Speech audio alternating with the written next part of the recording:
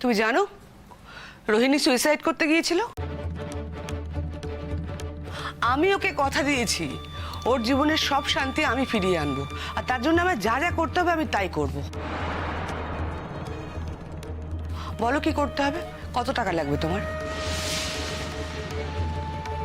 আমি তোমাকে এত টাকা দেব সারা জীবন তোমার এমনিই চলে যাবে, কষ্টের মুখোমুখি হতেই হবে না। তুমি পড়াশোনাও করতে পারো, ডাক্তারি পাস করার পর তুমি নিজের চেম্বার খুলে ফেলবে। শর্ত একটাই, তুমি এখান থেকে চলে যাবে।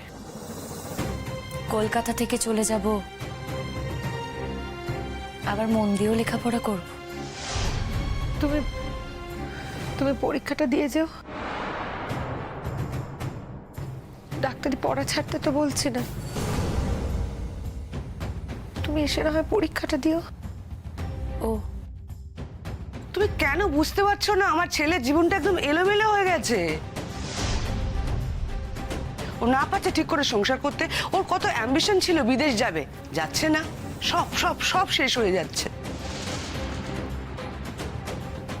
ওর ক্যারিয়ার, ওর সংসার, ও নিজে সমস্ত এলোমেলো হয়ে যাচ্ছে। দেখো এইভাবে না একটা সংসার চলতে পারে না। তুমি আমাদের শান্তি দাও, দয়া করে ছাড়ো, আমি হাত জোড় করছি।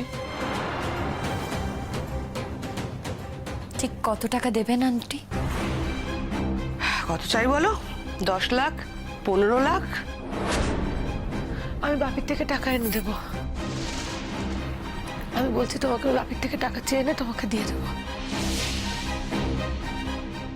তুমি বলো কত টাকা হলে তুমি যশকে ছেড়ে চলে যাবে? তুমি বলো। 25 লাখ? 25 লাখ টাকা হলে তুমি ছেড়ে চলে যাবে তো যশকে? আমি তোমাকে 25 লাখ টাকা জোগাড় করে দেবো শাবনাম, তুমি যশকে ছেড়ে চলে যাও প্লিজ। জজদার দাম তাহলে 25 লাখ, তাই তো? শবনম, কথার পিঠে কথা বলে না তুমি আসল কথা থেকে সরে যাচ্ছ। আজকে যদি আমার ছেলে বা রোহিণী আত্মহত্যা করে, সে আজ কিন্তু তোমার গায়েও লাগবে, কথাটা মনে রেখো। আন্টি, এতক্ষণ রোহিণীদির আত্মহত্যার কথা হচ্ছিল, জজদা কি করে ব্র্যাকেটে এলো? এ বাবা শবনম, বাড়িতে যদি এরকম একটা দুর্ঘটনা ঘটে, এরকম একটা অশান্তি যদি হয়, তার আজ আমার ছেলের গায়ে লাগবে না? তুমি এটা বুঝতে পারছো না? যশের কথাটা এত ওপেনলি বলার পর তোমার কি মনে হয় শবনম, যশের সঙ্গে আমার সম্পর্কটা খুবই সহজ সরল স্বাভাবিক থাকবে কি, থাকতে পারে কি? অশান্তি তো হচ্ছে, আমাদের চরম অশান্তি হচ্ছে। আমিও তো মেজাজটা ঠিক রাখতে পারছি না। আমার এত অশান্তি, এত কিছু সহ্য করে টিকে থাকার ছেলে কিন্তু যশ নয় শবনম। যে কোনো মুহূর্তে, যে কোনো দিন ও যদি কিছু একটা দুর্ঘটনা ঘটিয়ে ফেলে, তা কি চাও বলো তো তোমরা আমার কাছে? কি চান আন্টি? তুমি কলকাতা ছেড়ে চলে যাও, চিরকালের জন্য চলে যাও। আর তুমি যশকে বলবে না তুমি এখান থেকে চলে যাচ্ছ। আর এটা তো বলবেই না যে আমরা এসছি, আমরা বলেছি বলে তুমি চলে যাচ্ছ। পরিষ্কার? তাহলে রোহিণীদি তুমি আমাকে ভয় পাও? ভয়? হ্যাঁ, ভয় তো পাচ্ছ।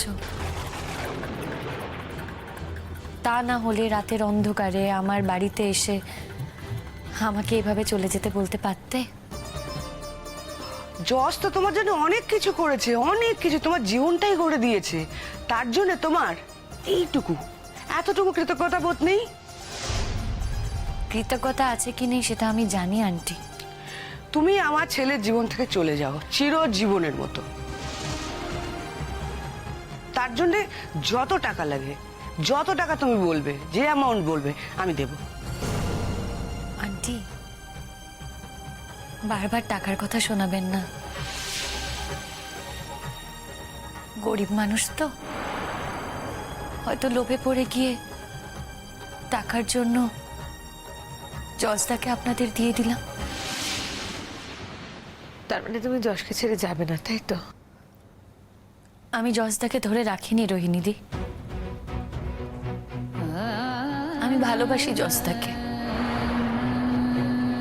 এতদিন যেটা তোমরা আন্দাজ করতে, আড়ালে আবডালে জানতে, আজ সেটা আমি তোমার সামনে বলছি। হ্যাঁ, আমি ভালোবাসি জজদাকে, আর এই ভালোবাসার জন্য আমি সবকিছু করতে পারি। জজদার জন্য আমি সবকিছু করতে পারি। আর আজ যখন জজদার মা, জজদার বউ আমার দরজায় এসে দাঁড়িয়েছে, আমার দরজায় এসে দাঁড়িয়ে ভিক্ষে চাইছে, তখন কি আমি তাদের খালি হাতে ফিরিয়ে দিতে পারি? ভিক্ষে দিলাম আমি তোমাদের, ভিক্ষে দিলাম। আর রোহিণী দি, ওই কষ্টের কথা বলছিলে না, তুমি যখন কষ্ট পাচ্ছিলে না, তখন সমানে সমানে আমিও তাই পাচ্ছিলাম। কিন্তু আজ যখন তোমরা আত্মসমর্পণ করছো, যখন আমার দরজায় এসে দাঁড়িয়েছো এবং আমার কাছে ভিক্ষে চাইছো, তখন আমি দিলাম তোমাদের ভিক্ষে। যে সম্পদ আমার কাছে আছে, সেই সম্পদ আমি তোমায় দিয়ে দিলাম, কিন্তু সম্পদের মহিমাটুকু আমার কাছে রাখলাম।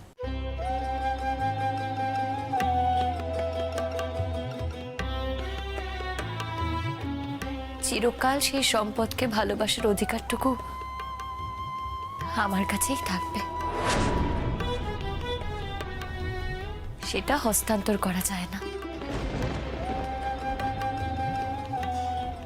মানুষটাকে হস্তান্তর করা যায়,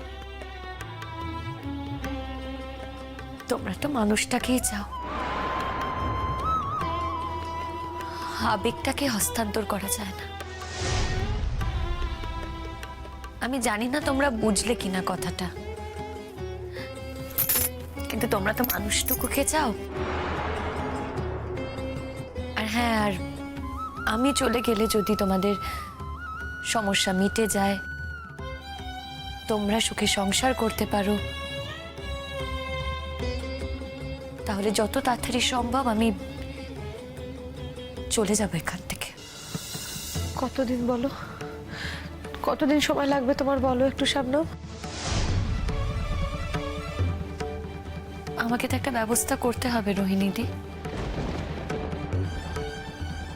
আমাকে তো একটা কাজ জোগাড় করতে হবে। আমি যে টাকাটা দেবো, তুমি সারা জীবন বসে বসে খেতে পারো শবনম, তোমার গ্রামে গিয়ে। আন্টি, বসে বসে খাওয়ার তো আমার অভ্যেস নেই। ছোটবেলা থেকে কাজ করেই খেয়েছি, আর নতুন করে এই বয়সে এসে এই এক্সপিরিয়েন্সটা করতে যাব না। আপনি আপনার টাকাটা আপনার কাছেই রেখে দিন। আপনার বোঝা উচিত ছিল আন্টি, আমি আমার ভালোবাসা টাকা দিয়ে বিক্রি করব না। শবনম ভালোবেসে কাঙাল হতে পারে, কিন্তু সে লোভী না। এটুকু আপনার বোঝা উচিত ছিল। বেশ, 7টা দিন সময় নিচ্ছি আমি, 7টা দিন রোহিণী দি। এই 7 দিনের মধ্যে আমি কলকাতা ছেড়ে চলে যাব। তুমি প্লিজ যশকে বলো না শাবনম তুমি কোথায় যাচ্ছ।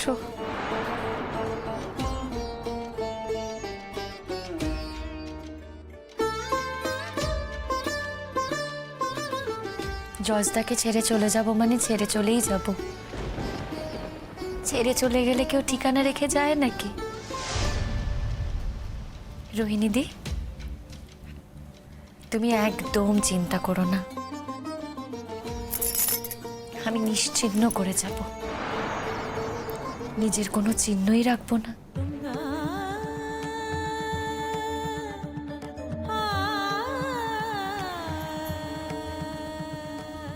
শুধু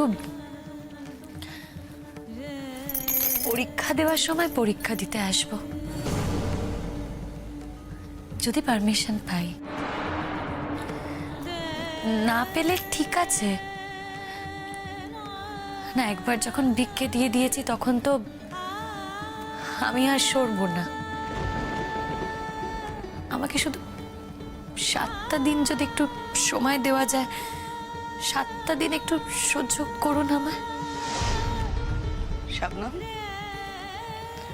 শাবনম মা, আমি তোমার কাছে সারা জীবন চিরকাল ঋণী হয়ে থাকবো, তোমার কেনা হয়ে থাকবো। আন্টি, কি বলছেন আপনি? আমি আপনাদের কাছে কেনা, আপনাদের পরিবারের কাছে কেনা। তাই তো আপনারা যখন তখন আমার কাছে আসতে পারেন, আমার কাছে ভিক্ষে চাইতে পারেন। আশা করি আর কিছু বলার নেই তোমাদের। আমি যশকে ভালোবাসি শাবনম, আমি যশকে খুব ভালোবাসি শাবনম। আমি যশকে ছেড়ে এক মুহূর্ত থাকতে পারবো না। আমি যশকে নিয়ে সারাটা জীবন সুখে সংসার করতে চাই শাবনম। আমার কাছে চোখের দেখা আর মনের দেখার মধ্যে মনের দেখাটাই দাম পায় রোহিণীদি। আর জজদাকে নিয়ে আমি মনে মনে একাই ভালো থাকবো। ওই অধিকারটুকু আমার থেকে কেউ কেড়ে নিতে পারবে না। আমার মনের মধ্যে যে জজদা আছে সেখানে কেউ ভাগ বসাতে পারবে না। কিন্তু বাইরের জজদাকে আমি সারা জীবনের জন্য ছেড়ে দিলাম তোমার কাছে। ভালো থেকো, সুখে থেকো। তুমি ভরসা দিলে তো? শবনম কখনো মিথ্যে প্রতিশ্রুতি দেয় না। কোনো টাকা নেবে না তুমি?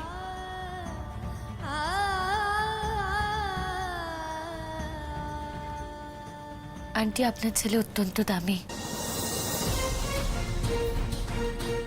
কটা টাকায় তাকে বিক্রি করে দেবেন না। তার দাম টাকায় হয় না। থাক মা, থাক থাক থাক থাক থাক থাক থাক। ঠিক।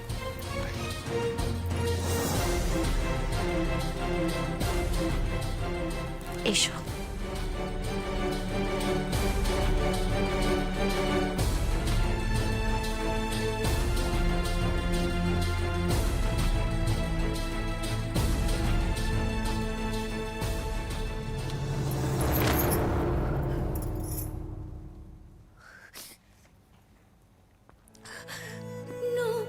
নকশিকাঁথার উঠোন জুড়ে আলোর বাতাস ঘুরে ফিরে,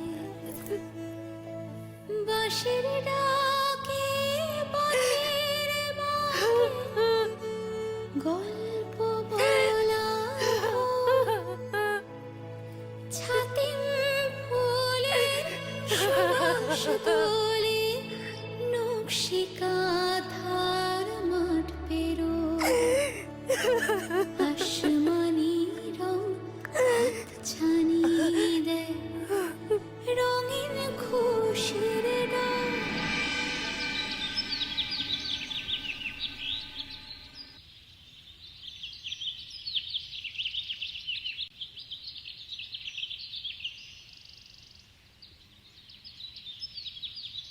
যশ,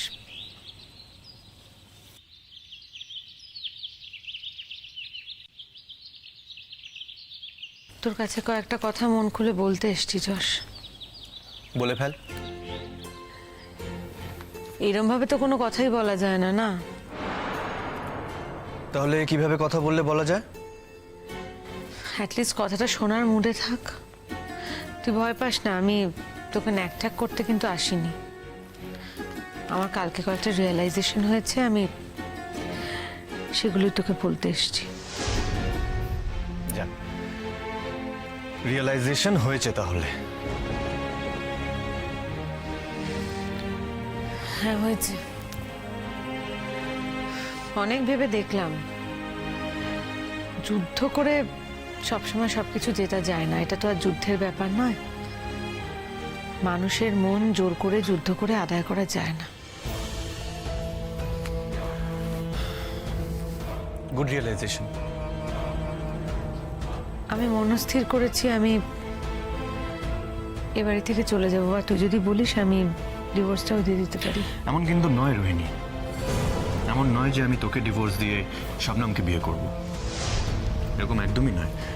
যদি এটাই হওয়ার হতো তাহলে প্রথম দিন থেকেই হতো। আর শবনমকে আমি এই কথা বলেও ছিলাম, কিন্তু শবনম রাজি হয়নি।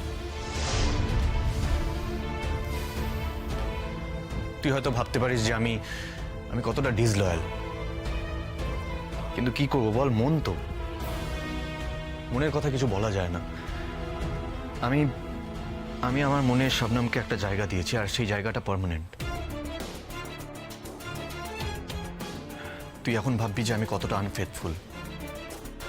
তোর হয়তো মনে হতে পারে আমি তোর প্রতি ডিসলয়াল ছিলাম, কিন্তু কি করব বল রোহিণী, হাজার চেষ্টা করার পরও নিজের মনটাকে বেঁধে রাখতে পারিনি। এই কথাটা না আমি আগে বুঝতে পারিনি, জানিস তো। এই রিয়েলাইজেশনটাই আমার আগে কখনো হয়নি। আসলে তোকে বড় ভালোবাসি তো, অধিকার বোধটা ছাড়তে পারিনি, তাই জন্য। কিন্তু তারপর অনেক ভেবে দেখলাম এভাবে হয় না, এভাবে সত্যিই হয় না। দেখ রোহিণী, শবনম আসুক বা না আসুক, শবনমের প্রতি আমার মনের একটা অংশ চিরকাল থাকবে। আমি তোকে আংশিকভাবে ভালোবাসিনি যশ, আমি তোকে পুরোপুরি ভালোবেসেছিলাম, আর আর্ধেক করে তোকে আমি চাইনি। কিন্তু তুই যদি ভেবে থাকিস যে তুই সংসারটা করবি আমার সাথে, আর তোর মনে মনে শুধুমাত্র শবনম থেকে যাবে, তাহলে প্লিজ আমাকে মুক্তি দিয়ে দে যশ, আমাকে ছুটি দিয়ে দে। এটা অন্যায় কিনা আমি জানি না রোহিণী, আমাদের এত বছর একটা সম্পর্ক ছিল, এত বছর আমাদের মেলামেশা ছিল, আমরা একসঙ্গে অনেক স্বপ্ন দেখেছি। বাট সামহাউ কোনো কারণে শবনম আমার জীবনে আসার পর তোর সঙ্গে আমার একটা ডিফারেন্স অফ ওপিনিয়ন তৈরি হয়েছে, আর যেটা দিনের পর দিন বেড়েছে। শবনমের মধ্যে আমি এমন একটা পৃথিবী দেখতে পেয়েছি, যে পৃথিবীটার খোঁজ আমি তোর কাছে কোনো দিন পাইনি। এটা স্বার্থপরতা হতে পারে, কিন্তু এটাই সত্যি রোহিণী। আমার সাথে শবনম কোনোদিনও থাকবে না, আমরা একসঙ্গে কোনোদিনও থাকতে পারবো না। কারণ এই প্রস্তাবটা আমি শবনমকে অনেকবার দিয়েছি, ও আগেও রাজি হয়নি, ভবিষ্যতেও রাজি হবে না। আর তোর এখানে থাকা বা না থাকার উপর নির্ভর করে কিন্তু ও আসবে না। But at the same time আমি তোর সাথেও ইনজাস্টিস করতে পারি না, তোকেও ঠকাতে পারি না। আমি তোর একটা সুন্দর জীবন পাওয়ার অধিকার আছে, 100 বার আছে। আমার জীবনটা ভীষণভাবে ভাগ হয়ে গেছে রোহিণী, তোর কিন্তু এখনো হয়নি। এরপর যদি তুই নিজেকে এই রিলেশনশিপটা থেকে উইথড্র করে নিতে চাস, তাহলে আমি তোকে আর আটকাবো না। আমি তো আমার কাছে কোনো কিছু রেখে তোকে ভালোবাসিনি যশ, আমি আমার সবটুকু উজাড় করে তোকে ভালোবেসেছি। আর তাই আজ আমি একটা নতুন জীবন খুঁজে নেব তোর থেকে দূরে সরে গিয়ে, এটা কোনো কাজের কথা নয়। সেই নতুন জীবনে আমার কোনো আগ্রহই থাকবে না। আমার আগ্রহটা ছিল এই জীবনটাকে কেন্দ্র করে, সেটা সাকসেসফুল হলো না বলেই আমি সঙ্গে সঙ্গে আর একটা নতুন জীবন খুঁজে নেব, এই কথাটার কোনো মানেই হয় না। It's too early. Rohini, it's too early to comment on this. জীবনটা অনেক বড়, হয়তো পরে তোর মনে হতে পারে তোর একটা সুন্দর জীবন প্রয়োজন, তোর মনে হতে পারে তুই আবার নতুন করে একটা সংসার শুরু করতে চাস। আজকের দিনে দাঁড়িয়ে অন্তত সেটা মনে হচ্ছে না। ভবিষ্যতের কথা কি করে বলি বল। এনিওয়ে, আমার তরফ থেকে তোকে বলা রইলো, আমি এ বাড়ি থেকে চলে যেতে পারি, চলে যেতে চাই। ইনফ্যাক্ট তুই যদি যাস তাহলে বাড়িতে একটা সাংঘাতিক ঝড় উঠবে। তুই কি সেই জন্য আমাকে আটকে রাখবি? না, না তো, আমি শুধু এটুকুই বললাম, বাড়িতে কিন্তু একটা সাংঘাতিক ঝড় উঠবে। আমি তোর নামে কারোর কাছে কোনো অভিযোগ করব না যশ। আমি এরপর থেকে শাবনামের নামেও কোথাও কোনো নিন্দে করব না। সত্যি তো, কি করা যাবে বল? তুই শাবনামকে ভালোবাসিস, শাবনামও তোকে ভালোবাসে, এর মধ্যে তো অন্যায়ের কিছু নেই। জীবনে কে আগে এসেছে কে পরে এসেছে সে দিয়ে আর যাই হোক ভালোবাসা হয় না। আর শাবনাম তো তোর কোনো ক্ষতি করেনি, তোকে ভালোই বেসেছে। আমিও তো তোকে ভালোবাসি যশ। যে তোকে ভালোবাসে সে তো আমার খুব প্রিয়ই হওয়ার কথা, তাই না? আনফর্চুনেটলি হয়নি, আমারই দুর্ভাগ্য, হয়নি, হয়ে ওঠেনি।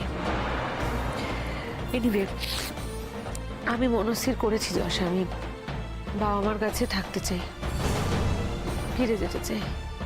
ডিভোর্স হোক বা না হোক আমি ফিরে যেতে চাই।